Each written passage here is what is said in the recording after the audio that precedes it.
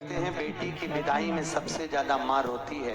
परशु महापुराण कहती है बेटी की विदाई में जितना बाप रोता है शायद उसके बराबर कोई नहीं रोता होगा, क्योंकि बेटा माँ को प्रिय होता है और बेटी, अरे बोलो तो, बाप को प्रिय, बाप को प्रिय है। तो कई बार बेटियां ऐसा शब्द बोल जाती, पापा मैं जा रही हूँ, आपने मेरी शादी कर दी है, मैं दूसरे घर जा रही हूँ पापा, पर आपकी बहुत याद आई। पापा सुनो, जाती है तो अपने पापा का मुख देखती है बार बार। लोग कहते हैं गाड़ी में बैठने से पहले विदाई के समय पर बेटी घर को नहीं देख रही है, पिता को देख रही है, और फिर घर को घूम कर देखेगी।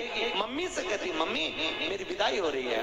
और आजकल तो होटलों से विदाई हो जाती है, धर्मशाला भवनों से, गार्डन से विदाई हो जाती है, पर बेटी अगर कहीं से विदा होना चाहती है तो अपने घर से, मम्मी एक बार मुझे घर और देख लेने दो, मेरे को आपने, मम्मी आपने मुझको दूध पिलाया है, कैसे पाल पोस कर बड़ा करा माँ, पर बेटी बड़ी हो गई और दूसरे के घर ब्याह कर जाती होगी, उस माँ का कलेजा कितना रोता होगा जिसको पाल पोस कर बड़ा करा और दूसरी जगह भेज दिया। एक बूढ़ी से बूढ़ी माँ भी होती है ना, उसको भी त्योहार पर अपने मायके की याद आती है। वो भी अपनी बहू से कहती है मेरे 4 भाई हैं, 4 राखी धर दे मेरे भतीजों के लिए रख दे।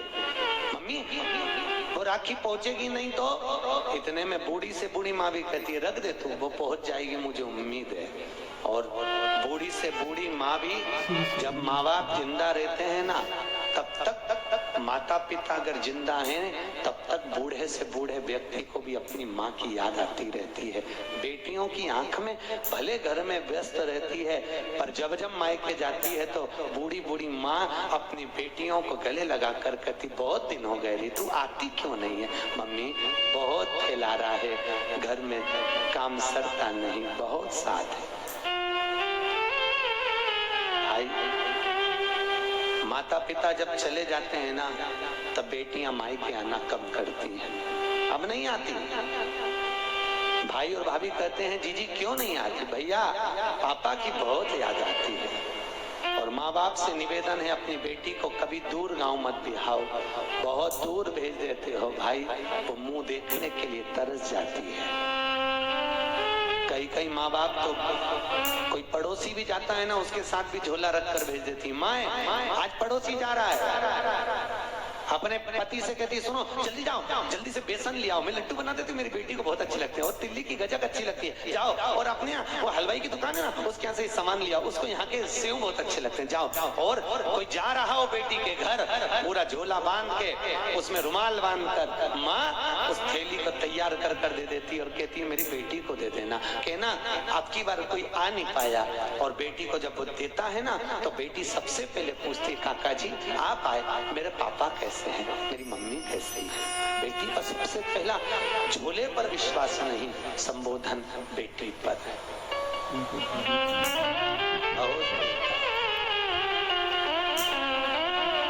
यहाँ भी मेरी बहनें बैठी हैं, माताएं बैठी हैं, जीजियों ईमानदारी की बात है, कैसे आप लोग अपना घर छोड़कर आते होगे, दरवाजे को जब देखते हो, और कई बार अपने खिलौने के कमरे में भी जाते होगे, अभी भी शादी होने के बाद भी आपको अगर मायके की याद आती होगी ना तो पापा के साथ बैठकर खाई हुई वो रोटी जरूर याद आती है। मम्मी गरम गरम उतार के देती जाती है और तुम्हारी थाली में लाकर देती है, और तुम कहती हो मम्मी पेट भरा गया, एक और खा ले, एक और ले ले, मैंने तेरे लिए बनाई, थोड़ी सी मोटी कर दी है। तुम्हें याद आती होगी माँ जो पतली पतली दाल बना देती होगी एकदम पानी जैसी, क्योंकि जब तुम थे तब उसकी परिस्थिति नहीं थी, ना जाने किस परिस्थिति में तुम्हारा विवाह करा होगा, कैसे परिणा कर भेजा होगा। रात रात भर माँ बाप भी जगते रहे तुम्हारी शादी के समय पर, और बाप ने अपनी पत्नी से कहा जो जो उसको अच्छा लगता है उसकी पेटी में रख दे, उसकी अटैची में रख दे। सुनो, उसको थोड़े से कोई फ्रिज कोई कूलर दे दे, तो पैसे नहीं है, मैं कर्जा कर कर ले आऊंगा, उसको दे दे। कोई माँ बाप बेटी को विदा करता है, क्या नहीं दे साहब, उसने अपने प्राण तक निकाल देता है, सब कुछ दे दिया। बेटियां अपनी पूंजी है साहब, धन है, बहुत बहुत पूंजियां हैं। कैसा परिवार, माँ सबसे पहले मायके में भोजन करती थी और यहाँ सबको खिला देती है, आखिरी में 2 रोटी लेकर बैठती है ना, तब याद आती मम्मी तू सबसे पहले खिलाती थी, आज कोई पूछने वाला नहीं। आज बहुत याद आती है तेरी रोटी की माँ, और बहुत याद आती है माँ, तू तेरे द्वारा दिया हुआ मेरा ज्ञान माँ, कभी तो आया कर हमको देखने के लिए, कभी तो हमारे दरवाजे तक पहुंचा कर।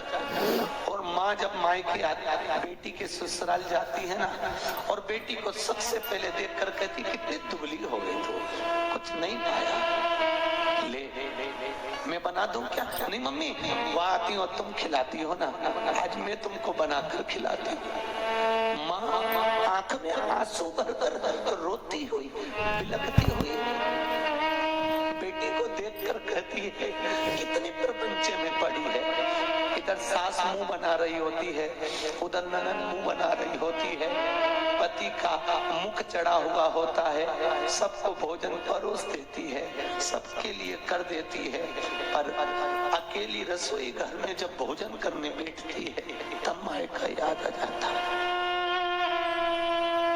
तब रो लेती है। नहीं सहन होता तो कमरे में चली जाती है, और जाकर एकांत में जब मायके पहुंचती, पापा पूछते हैं कैसी है रे तू? पापा मैं अच्छी हूँ। कितना दिल में दर्द लिए हुए, कितना दुख लिए हुए, कितनी तकलीफ लिए हुए बेटी अपने जीवन का निर्वाह करती है, अपने जीवन। भाई दक्ष प्रजापति की कथा कह रही है, दक्ष प्रजापति ने सती को अपने यहाँ रखा, हिमालय राज ने पार्वती को रखा, जनक जी ने सीता को रखा।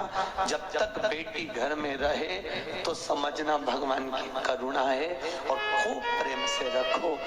ना जाने उसके किस्मत में, उसके भाग्य में तुम करोड़पति का घर भी देख कर दे दोगे तो ना जाने क्या उसकी किस्मत है और कितना उसको मिलना है। ये उसका भाग्य है, उसका भाग्य उसके साथ, किस्मत उसकी अपने साथ है। आप बहुत अच्छा देख कर देते हो कोई माँ बाप, हम तो कहते हैं बेटी लक्ष्मी और गाय गौ माता, 50 बार विचार कर देना कि ये किसको दे रहे हैं। बेटी को देने से पहले 50 बार विचार करो ये लड़का इसके लायक है कि नहीं। गौ माता को, ब्राह्मण को जब दान करो तो कहते हैं लोग हम हमारे पिता के निमित्त से गाय का दान दे रहे हैं। गाय का दान तुम ब्राह्मण को दे रहे हो, ब्राह्मण को दिया, ब्राह्मण क्या खुद रहने की जगह नहीं, वो चांदी के खुर, सोने के सिंग के चक्कर में, बाल्टी और डब्बे के चक्कर में गौ माता को ले गया। जब तक गाय ने दूध दिया तब तक बांध के रखी, फिर वो बेच दी, बेचते बेचते कसाई के हाथ में चली गई। गाय जब कटी तो जिसने दान दिया था उसको दोष लगा, लेने वाले को नहीं। इसलिए बेटी, गाय और लक्ष्मी, पैसा भी हमेशा सोच समझ कर दीजिए कि किसको दे रहे हो। कहीं किसी ऐसे भिखारी के कटोरे में पैसा मत डालो कि उस भिखारी ने लेकर वेश्यावृत्ति में लगा दिया, जुए में लगा दिया, मदिरा पान में लगा दिया, मांसाहार में लगा दिया। अगर लक्ष्मी किसी गलत जगह पर जाती है तो दान करने वाले को रोना पड़ता है। बेटी गलत जगह जाती है तो कन्या दान करने वाले को रोना पड़ता है। गाय गलत जगह जाती है तो दान करने वाले को रोना पड़ता है। इसलिए देने से पहले बेटी, गौ और लक्ष्मी 50 बार विचार करना कि किसको दे रहे हो, सही जगह जा रही कि नहीं जा रही। सोचो, समझो, फिर दिया। श्री शिवाय नमस्तुभ्यम। हर हर महादेव। आज पूज्य प्रदीप मिश्रा जी ने कथा में बहुत अच्छी बातें बताई हैं।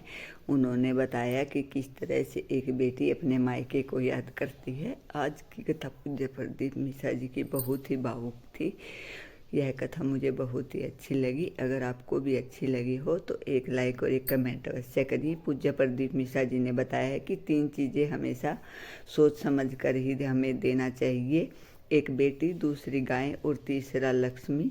इन 3 चीज़ों का हमेशा ख्याल रखें कि ये तीनों चीज़ें हमेशा ऐसे हाथों में जाए जहाँ पर इनका मान सम्मान और आदर हो। पूज्य प्रदीप मिश्रा जी की कथा और उपाय देखने के लिए प्लीज़ मेरे चैनल को लाइक, कमेंट और शेयर ज़रूर करें और कमेंट बॉक्स में हर हर महादेव लिखें।